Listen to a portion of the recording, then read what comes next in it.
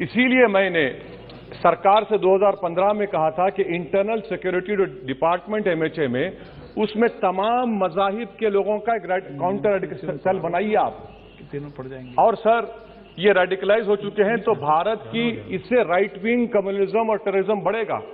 मैं आपसे अपील कर रहा हूं कि जो गलती एनडीए 1 में की थी आप वही करने जा रहे हैं।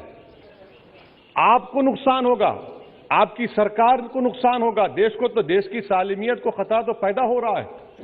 सर मैं आपके जरिए से सरकार को यह भी बताना चाहूंगा कि जिन लोगों ने ये रेडिकलाइजेशन किया है आप इस पर गौर करिए, इन पर यूएपीए क्यों नहीं लगाते आप?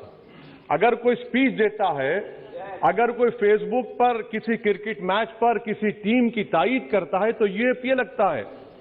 एक सिटिंग एमपी के ऊपर यूएपीए नहीं लगेगा सर, मैं सरकार पर छोड़ता हूं। सर चौथी बात यह है कि रेडिकलाइजेशन की जब बात होती है, हमने यहां पर एक कांग्रेस के बड़े नेता से सुना कि 2 भारत हैं दौलत के एतबार से। नहीं सर, भारत की दौलत मोहब्बत है, भारत की दौलत पैसों की दौलत नहीं है, भारत की दौलत मोहब्बत है। हां 2 भारत हैं, एक मोहब्बत पर जो पिछले कई बरसों से आबाद है और एक नफरत पर भारत बन रहा है। तो क्या आप दौलत की भारत की मिसाल देंगे या मोहब्बत की भारत की मिसाल देंगे? अगर मोहब्बत की भारत की मिसाल देंगे तो उसमें आपको मेरी जबान को रोकने के लिए गोली चलाने की जरूरत नहीं है।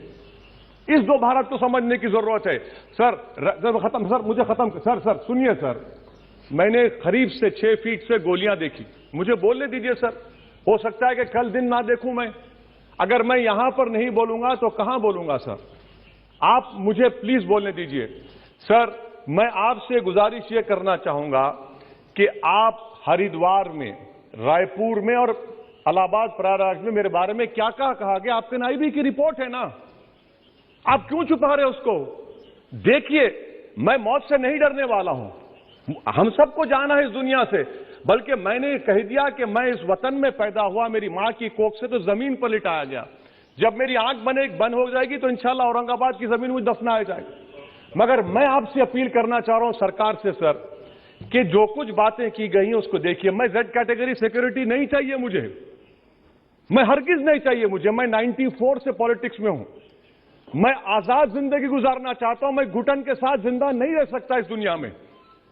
मुझे जिंदा रहना है तो अपनी आवाज उठाना है, मुझे जिंदा रहना है तो सरकार किसी के उनके खिलाफ बोलना है, और अगर गोली लगती है तो मुझे कबूल है, मगर मैं घुटन की जिंदगी नहीं गुजार सकता सर।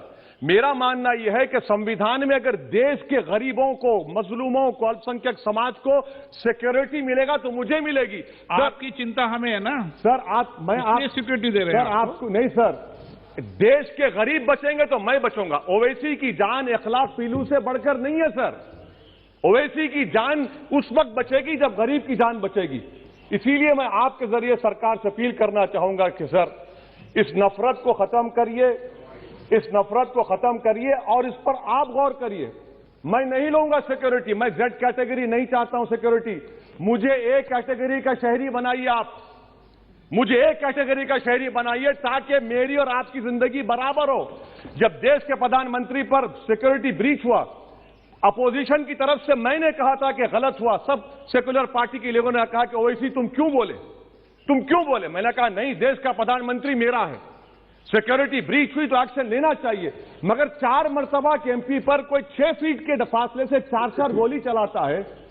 मुझे मौत है, हम सबकी मौत है, मगर मैं इन गोली चलाने वालों से डर कर खामोश नहीं बैठने वाला हूं।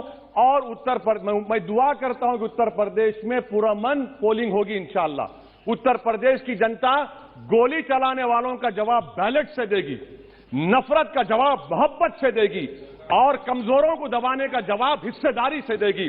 मेरी आपसे गुजारिश है सर कि मुझे जेड कैटेगरी नहीं चाहिए, मैं रिजेक्ट करता हूं। आप इंसाफ करिए सर, उस पर यूएपीए लगाइए। और इनके दिमाग कौन है?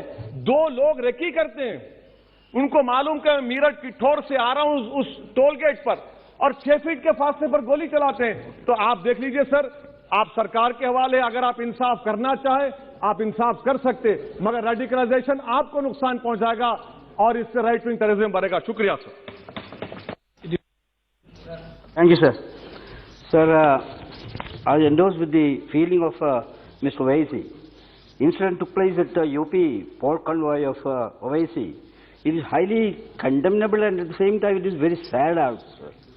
असदुद्दीन ओवैसी को लोकसभा के भीतर आप सुन रहे थे। आपको बता दें उनके ऊपर हमले जो हुए थे, कार पर जिस तरह की गोलियों की तस्वीरें सामने आई, उसके बाद पहली बार वो लोकसभा में बोल रहे थे। उनकी ओर से जो बड़ी बातें कही गई हैं लोकसभा में, असदुद्दीन ओवैसी की ओर से स्पष्ट तौर से कहा गया है कि मुझे जेड कैटेगरी की सुरक्षा नहीं चाहिए। आरोपियों पर यूएपीए आखिर क्यों नहीं लग रहा, ओवैसी ये सवाल पूछ रहे हैं और इसके साथ ही सदन से न्याय की बात भी करते हैं। मुझे जेड स्टडी की कोई सुरक्षा नहीं चाहिए, ये बातें कहते हुए न्याय की मांग करते हुए लोकसभा के भीतर असदुद्दीन ओवैसी जो हैदराबाद से सांसद हैं और एआईएमआईएम के मुखिया भी हैं। अब इस पूरे मामले में आगे क्या होगा ये देखना महत्वपूर्ण रहेगा।